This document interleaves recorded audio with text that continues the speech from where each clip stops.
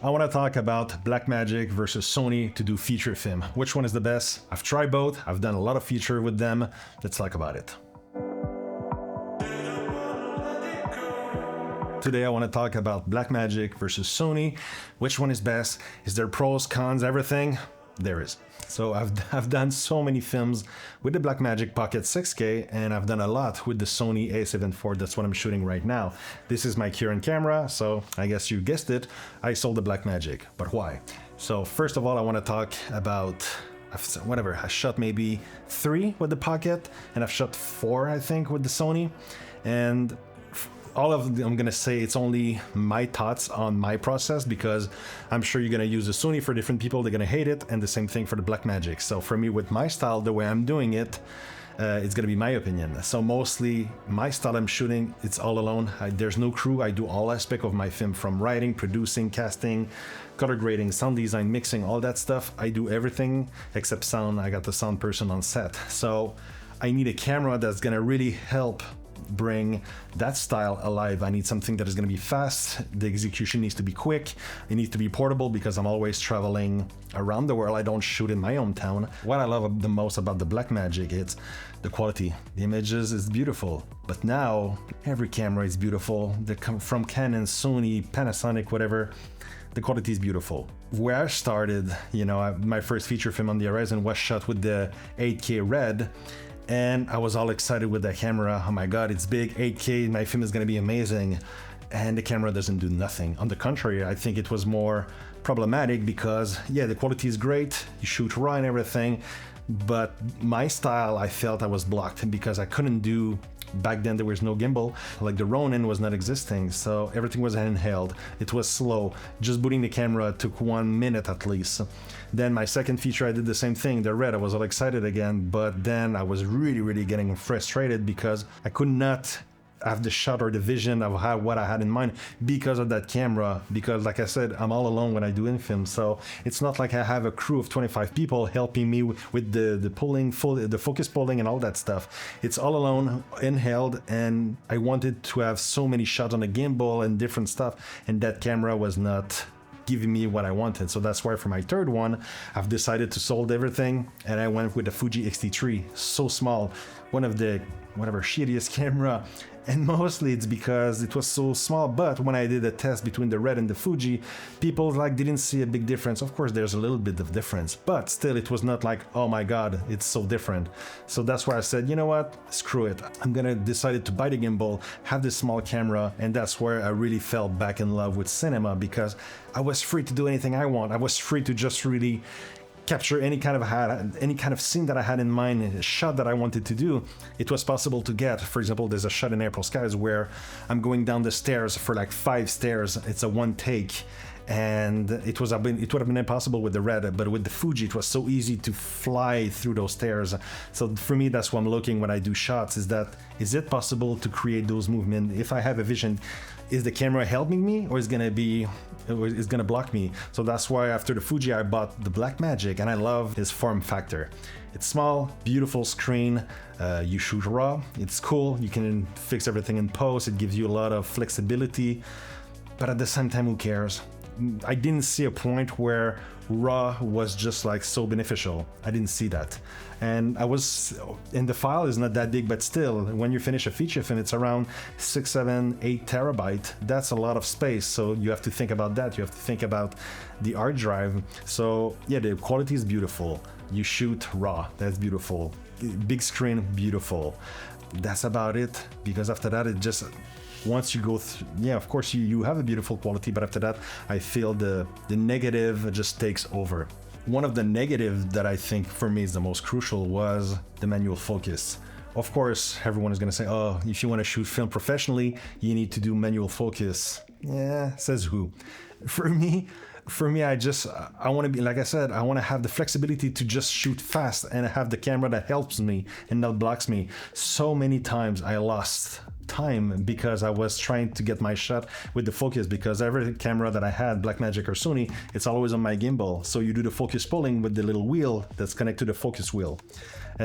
So every time I'm trying to do a shot, I had to do it again and do it again because you're missing your shot. So you have to take that in consideration, is that you're gonna miss the shooting alone. You don't have a focus puller, you're gonna miss the shot. So it's gonna accumulate time on your timesheet because you're gonna mess up. So your days is gonna be a little bit longer. So that's something to think about when you do a feature film. So that was one of the biggest cons. Battery sucks, everyone knows about it. So I had to put big V-mount batteries. Again, when you're traveling, having like 3-4 V-mount takes a lot, plus a big screen that you have through HDMI that you have to connect. That's another weight issues. So when you start adding all those stuff, the gimbal, the screen, the V-mount, all into that one system, it's like 20 pounds. It's heavy as hell. So that was one big thing that I'm like, I'm not sure. Low light is not that great either. Everyone knows that, like, yeah, you have the dual sensor at 3000, whatever, it's 3200, it starts to switch, but still 5000, 6000, it starts to be ugly as hell. And you have bending, that white line, that always have vertical lines that you cannot really fix in post. That's a big problem. But mostly one thing that I hated the most was the fan noise. The fan noise when you do this kind of beautiful intimate scene, you just hear that freaking buzzing. And you had my sound guy look at me so many times just like, what's going on? I said, I know, it's the camera. And that freaking buzzing, and I think there's an option to shut it off.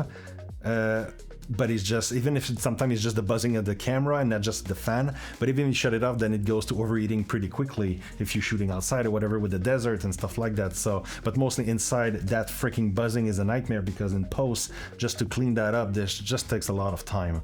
So that was another con that I'm like, I don't know. So all of this, even if it's a beautiful camera, and of course you get DaVinci Resolve Studio for free, that's cool. But just the camera itself, it just didn't bring me the satisfaction that I needed. And then when I went to do A7IV in Alaska, I've decided 2 weeks before to change my system to go Sony. And it was crazy because I don't know anything about Sony. So I said, you know what, screw it. And then I tried and I received everything. And then right away, I can tell you so many pros, which are the form factor. The form factor is small, it's beautiful, it's light. It's a little bit smaller than the Blackmagic, but it's weather sealed. That's one thing that is so crucial, is that no matter what, so many times it rained, and when I was in Alaska, it was raining, so I knew that I was safe. The camera, the lens is safe with weather seal. Blackmagic was not, so I was always afraid. At one point, I was in a volcano in a film in Iceland, and the Blackmagic started to freak out and glitch because the humidity. It was pretty cheap. It was a really plasticky camera compared to the Sony. Water can drip on it and it's gonna be fine. So that was a huge part that I felt safe and more comfortable, that I felt, okay, I guess this camera is not gonna break in my hand in the middle of a freaking jungle. The second thing is battery. Battery lasts at least 2 hours, so that's pretty cool. It's small, you don't have to have the big battery, just you slide it in, it lasts 2 hours. You can have like 8, whatever. On a feature film, I don't use more than 4. 3-4, that's kind of the max that I've used. But the most important part for me that changed my life was the autofocus. That's one thing that as soon as I used it and I played with the setting, because you can really play with the setting of the speed of the transition of the autofocus. But once it's locked, that's it, it locks. And as soon as I did this with my style of shooting where I spin all over the place and there's no storyboard, there's no mark, I just go all over the place and the camera just locks on the subjects. That's just like, wow, that's such a time saver. At one point, my son guy looks at me and says, I think we're shooting way faster. He says, yeah, because you don't have to redo the take 25 times because of the focus. You nail it right away. I was like, oh, that's right. So that makes such a huge difference. And it makes, now instead of focusing on, do I have the focus? I can really take my time and focus on the framing of the scene itself. Because before, I spent maybe 75% of my time just, am I in focus? With this one, I can just spend all my time trusting the camera. And another thing that is so cool, the Sony has a Super 35 that you can really extend your focal range. So when you have your lens 24 to 270, with the Super 35 crop, it goes to what, 40 to 105 maybe, something like that. So you have way more options, way more versatility, so you don't lose time rebalancing your gear or your gimbal because you have to use prime and stuff like that. So just that alone is just amazing. You just shoot so fast. Yeah, you have the versatility that you don't have to lose time switching gear, switching lens, cutting the mood. Sometimes maybe an actor is going to be such in the moment and you're gonna say, oh, let's try this on a 70 or 80 mil or what. Like, no, you just zoom in, you're in, crop in, and that's pretty amazing. And mostly that camera, what's cool is that you have a focus breather, so that the transition when you're focusing, it fixes the focus breathing, so it looks way more cinematic, almost like a prime. So that's amazing. And one thing that I love too is that, yes, you have the autofocus, but with the gimbal, with my focus wheel, as soon as you focus manually, it overrides the autofocus, so the camera becomes switched to manual. So that's pretty cool. So this way you do a beautiful shot, and then you want to do a maneuver that you go manual, you do your thing, your manual focus, then you let go, the autofocus come back.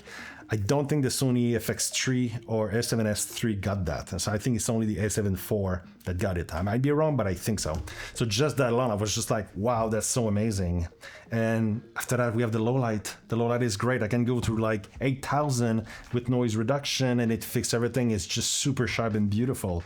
That's just, it's all those tools that make that camera so easy, and for that you don't have to think about the technicality. You just think about being in the moment and shooting everything, and you know you have the right tool to bring to attack all those elements of surprises that is, shooting on raw location. Mostly that's what I do. I shoot in the mountains or whatever, so sometimes you need more light. And nowadays any kind of camera shoots 10-bit 422 slow motion, blah blah blah. They all do kind of the same. So now it's really about which tool helps you, and the dynamic range is great. So now it's just pick any kind of camera are good. Is just which one is going to give you the support that you need.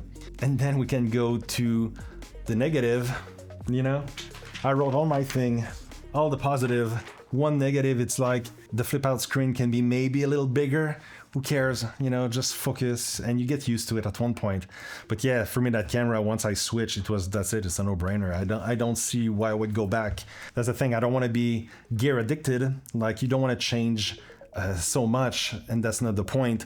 The point is just you have to stick with the gear that helps you. But otherwise, cameras are good now. Now it's just like, go shoot, stop thinking, put pen on paper, think about ways to make something original and different. Stop being addicted to gear, because there's always going to be something better, and that's going to block you from shooting something that, I don't know, that can be cool, that can be different for you. So my point of this video was just to say, any kind of camera now are good enough. It's just which one supports your vision, which one is going to give you the tools that you need to be better. So that's it. Hit subscribe, hit me like, whatever, do what you have to do. I'm going to do more videos about feature film. That's my whole point of this new channel. It's just going to be about feature film. So let me know if you have any comment. See you in the next one.